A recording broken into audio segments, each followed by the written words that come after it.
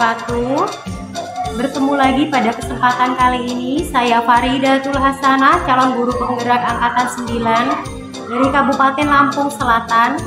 Pada kesempatan kali ini saya akan mewawancarai kedua kepala sekolah tentang bagaimana cara pengambilan keputusan ketika mereka menghadapi dilema etika.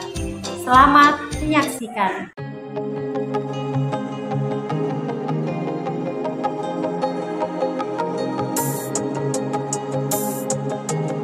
Assalamualaikum Bu Arsi. Waalaikumsalam Bu Farida. Apa kabarnya nih? Alhamdulillah hari ini baik Bu Farida. Sesuai janji kita pada 2 hari yang lalu ya Bu ya, saya menghubungi Ibu karena saya mempunyai tugas di modul 3.1 yaitu tentang praktik pengambilan keputusan sebagai pemimpin. Ya. Sebelumnya silakan Bu Arsi memperkenalkan dirinya terlebih dahulu. Assalamualaikum warahmatullahi wabarakatuh. Tabiun, perkenalkan nama saya Suwarsi. Saya Kepala Sekolah SD Negeri 1 Mulyasari, Kecamatan Tanjung Sari, Kabupaten Lampung Selatan. Baik, silakan Bu.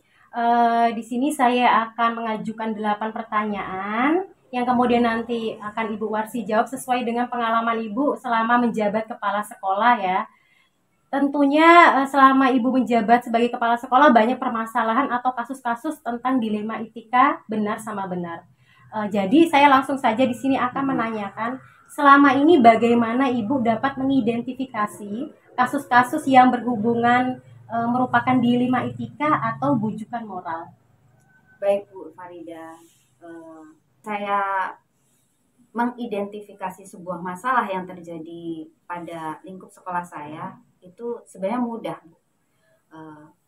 Yang pertama, ketika masalah tersebut itu berhubungan dengan hukum, tentunya itu merupakan bujukan moral. Tetapi jika masalah tersebut itu benar di sisi satu dan benar di sisi lainnya, sudah pasti itu adalah dilema etika. Baik, jadi menurut Bu Warsi dilema etika itu terjadi di posisi benar di sisi satu dan benar di sisi lainnya. Iya. Kemudian kalau bujukan moral itu adanya dampaknya pasti ke hukuman. Karena hukum. Ya. Baik. Pertanyaan yang kedua, selama ini bagaimana Ibu menjalankan pengambilan keputusan di sekolah, terutama untuk kasus-kasus di mana ada dua kepentingan yang sama-sama benar atau sama-sama mengandung nilai kebajikan? Baik Bu Farida, kalau Ibu nih ya lebih memilih nilai kebajikan yang harus dijunjung tinggi. Karena dengan menjunjung tinggi nilai kebajikan seperti keadilan, kejujuran, tentunya kebaikan itu sendiri akan mengikuti. Gitu.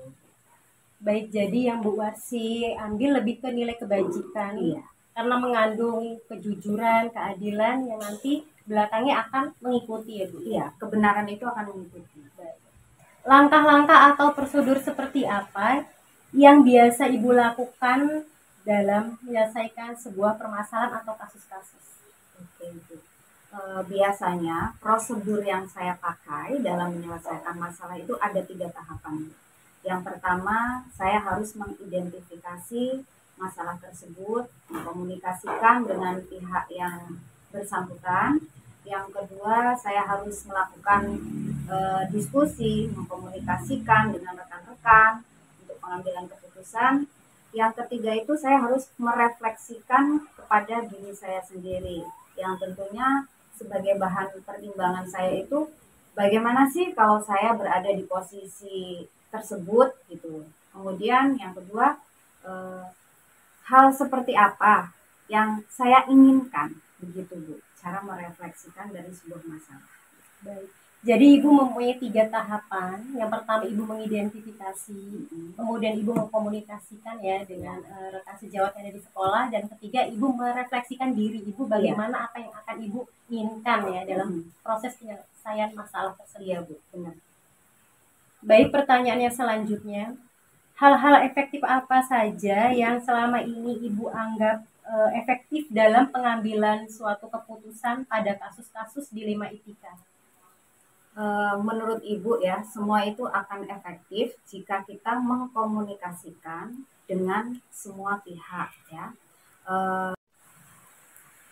Ibu rasa semua itu akan efektif ya jika kita mengkomunikasikan dengan semua pihak yang berkepentingan. Nah, dari komunikasi tersebut tentunya kita akan tahu apa yang terjadi pada mereka dan mereka bisa merasakan apa yang terjadi pada diri kita. Gitu sih, Bu. Jadi efektif yang Ibu lakukan dalam penyelesaian sebuah kasus, Ibu akan mengadakan sebuah komunikasi yang terbuka ya Bu ya, antara kedua belah pihak atau yang ada di rekan sejawat di sekolah Ibu. Betul, Ibu. Baik, pertanyaan yang selanjutnya, hal-hal apa saja yang selama ini merupakan tantangan dalam pengambilan keputusan pada kasus-kasus dilema etika? Ya, kalau menurut Ibu, tantangannya itu cuma satu, Bu. Jadi, tidak adanya keterbukaan dari pihak-pihak yang bermasalah. Jadi, kasus-kasus dilema etika itu memerlukan adanya keterbukaan dari semua pihak yang ada atau yang berkepentingan. Gitu. Jadi menurut Bu Warsi tantangan yang akan dihadapi yaitu tidak adanya keterbukaan ya Bu ya, sehingga bagaimana seseorang mampu dalam menyelesaikan sebuah permasalahan. Kalau tidak ada keterbukaan tentunya susah sekali untuk membangun komunikasi. Baik, pertanyaannya selanjutnya, apakah Ibu Warsi memiliki sebuah tata krama atau jadwal tertentu dalam sebuah penyelesaian kasus dilema etika? Apakah Ibu langsung menyelesaikan di tempat atau memiliki sebuah jadwal untuk menyelesaikannya? Bentuk atau prosedur seperti apa yang akan Ibu jalankan? Kalau jadwal tertentu itu tentunya tidak ada ya Bu. Tapi kalau prosedur sudah pasti, seperti yang saya sampaikan tadi, ketika suatu permasalahan muncul itu prosedurnya pasti yang pertama, langkah pertama adalah mengidentifikasi. Kemudian adanya diskusi, adanya refleksi, seperti itu Bu, prosedur dalam penyelesaian masalah. Kemudian apakah itu diselesaikan hari itu juga atau membutuhkan waktu itu tergantung bagaimana permasalahan itu muncul gitu. Kalau memang harus hari itu juga diselesaikan, ya harus hari itu juga. Tapi jika membutuhkan waktu untuk jangka panjang, semua pihak itu memang harus melakukan diskusi terlebih dahulu, membutuhkan waktu untuk semuanya. Baik, jadi menurut pendapat Bu Warsi dalam penyelesaian masalah itu tidak ada jadwalnya ya? Tidak ada. Tergantung kasusnya. Kalau kasusnya bisa diselesaikan pada waktu itu juga, maka akan Ibu selesaikan. Kemudian Ibu mengidentifikasi terlebih dahulu. Ya. Kemudian jika kasusnya itu membutuhkan waktu yang cukup panjang, Ibu terlebih dahulu bisa memberi prosedur-prosedur sesuai dalam penyelesaian kasus ya. Baik, pertanyaannya selanjutnya Bu ya. Adakah seseorang atau faktor-faktor apa yang selama ini mempermudah atau membantu Ibu dalam pengambilan keputusan dalam kasus-kasus dilema etika? Ya tentu Bu, ada faktor, kemudian ada pihak yang memang dibutuhkan dan sangat membantu dalam menyelesaikan sebuah permasalahan. Biasanya saya akan mengkomunikasikan atau meminta saran dari K3S untuk di kecamatan ya. Di kecamatan itu biasanya saya mengkomunikasikan dengan K3S dan rekan-rekan kepala sekolah yang lainnya dalam pengambilan keputusan itu kira-kira baik enggak nih gitu kan. Kemudian K3S itu kan memang berperan di kecamatan ya, tentunya setiap hal yang berkaitan dengan kepegawaian tentang pendidikan itu harus dikomunikasikan dengan K3S. Baik, jadi menurut Bu Warsi dalam faktor atau orang-orang yang terlibat itu, yang pertama Ibu minta dukungan dari Ketua K3S karena di lingkupnya masih satu kecamatan, kemudian mengajak rekan-rekan yang lainnya ya Bu ya. Iya tentunya rekan-rekan lainnya itu kan sebelum meminta saran kepada K3S itu kami menyelesaikan dulu di instansi yang saya naungi gitu kan, komunikasikan dengan rekan-rekan sejawat kan, diskusi dulu, kemudian hasil diskusi itu kami meminta saran kepada K3S gitu. Baik Bu, menginjak pertanyaan yang terakhir dari wawancara kita kali ini. Dari semua hal yang telah Ibu sampaikan, pembelajaran apa yang dapat Ibu petik dari pengalaman Ibu mengambil keputusan dilema etika?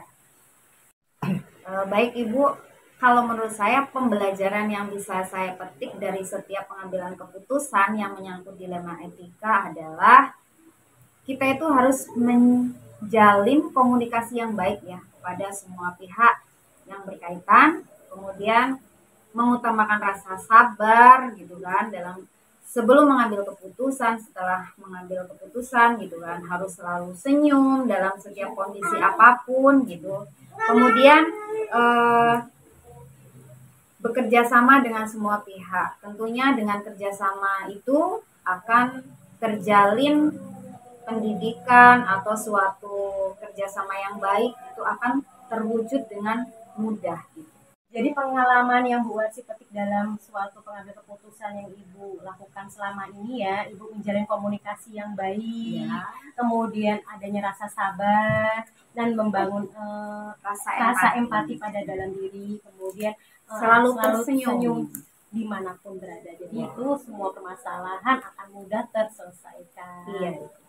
Jadi pada kegiatan wawancara kali ini saya mendapatkan wawasan, pengalaman, kemudian pemahaman dari pengalaman Bu Warsi yang sudah diceritakan ya Bu ya. Kemudian untuk kedepannya semoga ini dapat bermanfaat bagi guru penggerak yang lainnya dalam pengambilan keputusan sebagai nilai-nilai kepemimpinan. Iya Ibu.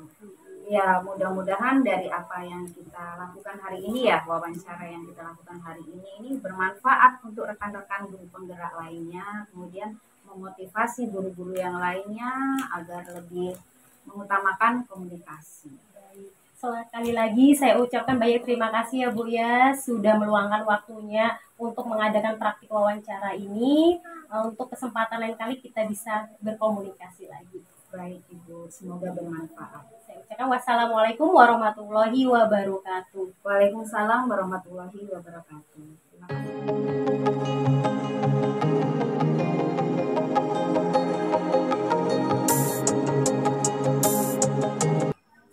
Apa kabarnya Pak hari ini?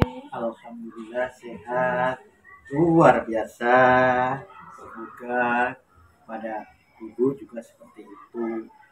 Baik, tujuan saya pada kali ini ya Pak ya, saya akan mengadakan praktik wawancara terkait dengan pengambilan keputusan. Maka dari itu saya meminta kesediaan waktunya Bapak ya pada hari ini. Kalau boleh silakan perkenalkan terlebih dahulu Bapak. Nama saya itu Widiantoro. Status di sini yaitu sebagai Kepala SD 3 Kertosari. Dari yang bekerja di SD 3 Kertosari, Jalan Raya Kertosari, Kecamatan Tanjursari, Kabupaten Lampung Selatan. Baik Pak, saya langsung saja ya. Di sini saya akan mengajukan 8 pertanyaan terkait tentang pengambilan keputusan selama Bapak menjabat menjadi kepala sekolah.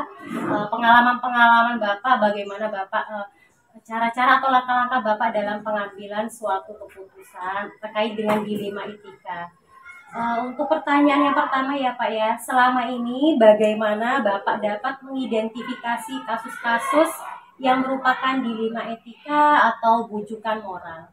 Ya, selama ini saya mengambil suatu keputusan itu mengidentifikasikan kasus-kasus tersebut yaitu melalui suatu bujukan moral yang lebih kondisional.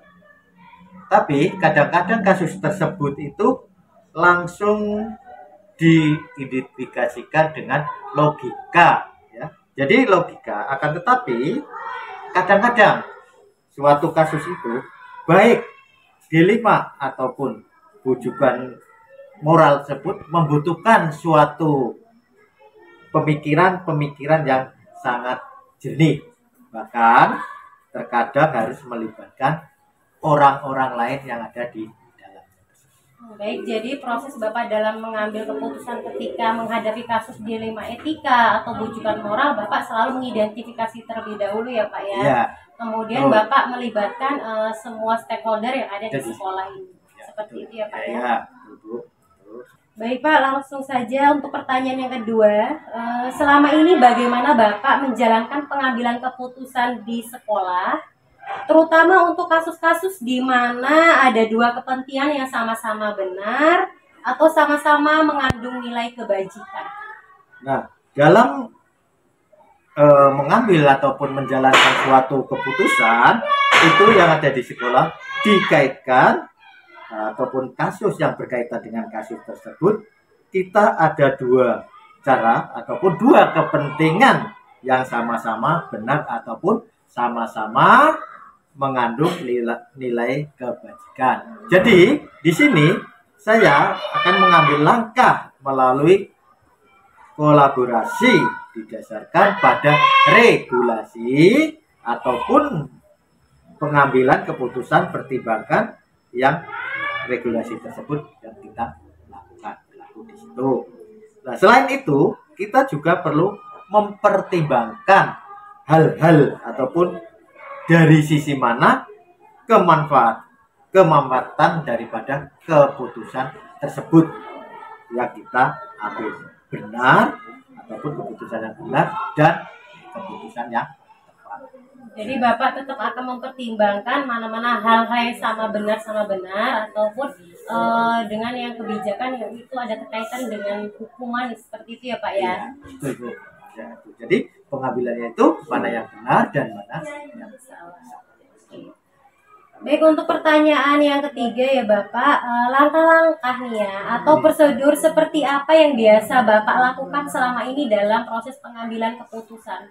Ya, jadi itu kita harus berpatokan dengan langkah-langkah yang kita tentukan, namun kita harus memiliki suatu keyakinan bahwa daripada dalam pengambilan keputusan itu tidak boleh kita berprinsip pada selalu suka ataupun pendapat orang lain yang kita ambil sebagai keputusan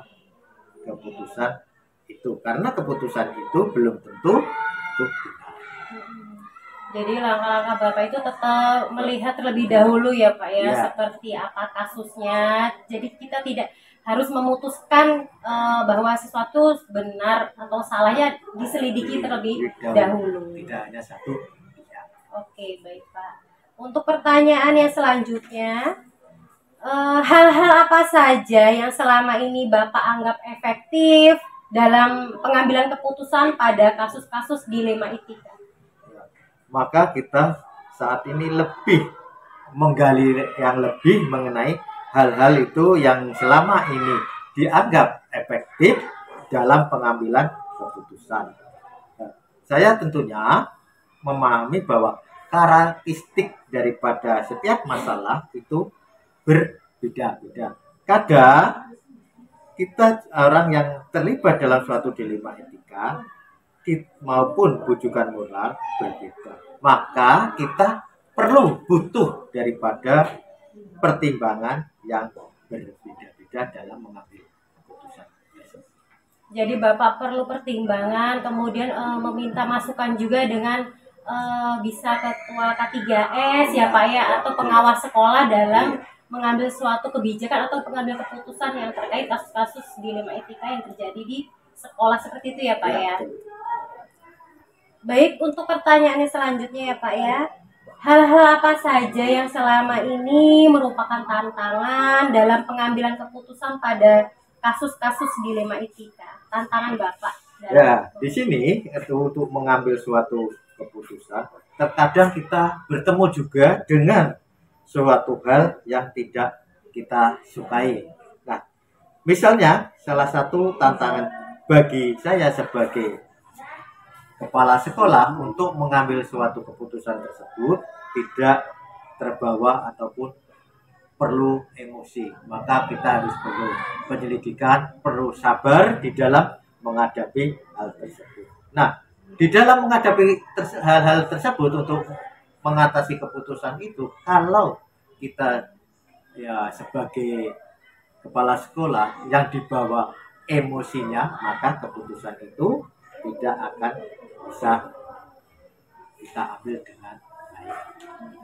Jadi tantangan Bapak bagaimana mampu mengelola emosi supaya dalam mengambil suatu keputusan itu tidak terpancing dengan emosi yang meluap-luap atau nanti bakal menimbulkan hal-hal yang lain yang tidak diinginkan. Seperti itu ya Pak ya. Untuk pertanyaan selanjutnya Pak, apakah Bapak memiliki sebuah tata ala atau jadwal tertentu dalam sebuah penyelesaian kasus dilema etika?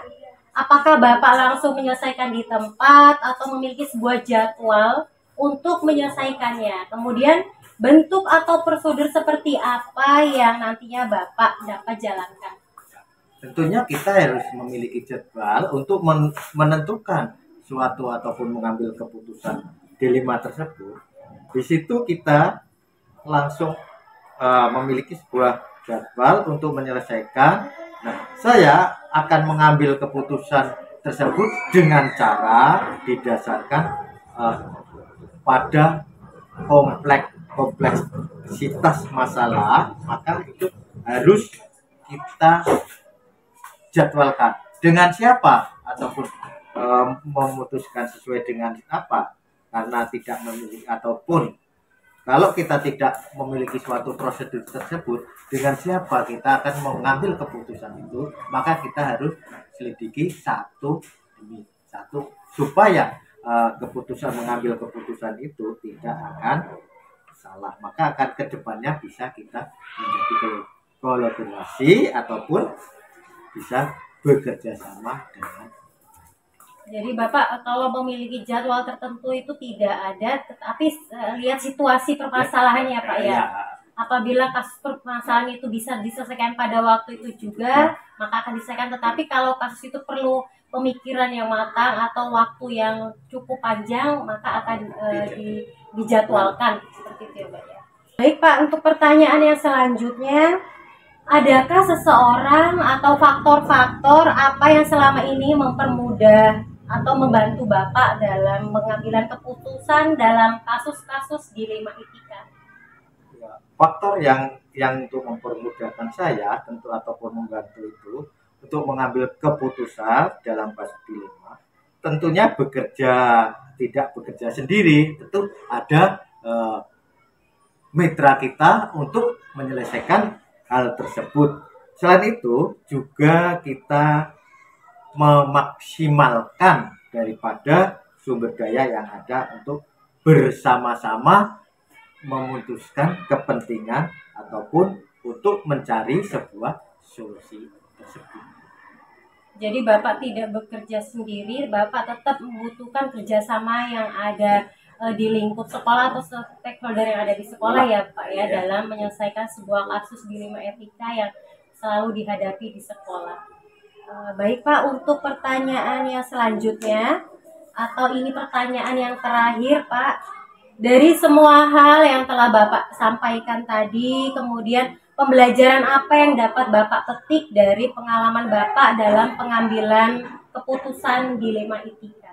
Nah, di sini yang saya ambil ataupun saya petik bahwa dalam mengambil keputusan sebelum ataupun proses-proses daripada pengambilan itu, bahkan pada kita harus sabar. Intinya sabar. Jadi tidak ya, kalau kata orang Jawa itu gerusa gerusuk. Tentunya harus memikirkan baik buruknya keputusan-keputusan yang kita ambil. Nah, tentunya maka kita dalam menghadapi itu dengan perasaan, jangan dengan emosi. Kita dengan senyum ataupun dengan mengambil itu dengan perasaan kita, dengan hati kita yang sangat dalam. Tentunya nanti selain itu proses tersebut akan membantu kita, maka itu akan terciptakan yang suatu kerjasama yang harmonis di dalam lingkungan kerja. Jadi hal yang dapat Bapak petik dari pengalaman Bapak mengambil keputusan dalam kasus dilema etika itu harus diliputi dengan rasa sabar, kemudian jangan ada emosi sehingga nanti tercipta hubungan yang harmonis ya Pak ya antara seluruh warga yang ada di sekolah Bapak. Demikian Pak di wawancara kita pada kali ini. Saya mengucapkan terima kasih banyak. Bapak sudah meluangkan waktunya untuk saya dalam praktik pengambilan keputusan. Semoga bincang-bincang kita atau diskusi kita nanti bermanfaat untuk guru penggerak yang lainnya dan umumnya untuk seluruh guru yang ada di Iya. Indonesia ya Pak ya. Dan sebagai pemimpin kita harus bijak dalam mengambil suatu keputusan. Saya ucapkan sekali lagi terima kasih banyak ya Pak ya. Ya, sama-sama. Ya, mudah-mudahan dengan adanya ini kita ataupun ibu dalam menjalankan tugas nanti bisa sesuai yang diharapkan. Ya, terima kasih Pak.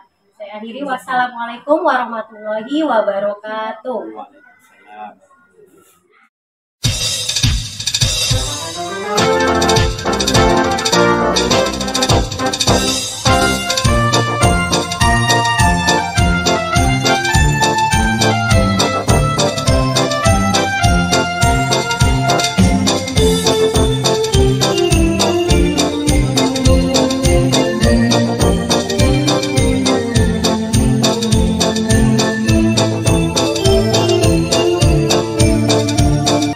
Demikian tadi kegiatan wawancara saya kepada kedua kepala sekolah tentang bagaimana cara pengambilan keputusan apabila mereka dihadapi dengan suatu kasus dilema etika. Semoga kegiatan wawancara ini dapat bermanfaat bagi kita semua. Terima kasih. Wassalamualaikum warahmatullahi wabarakatuh.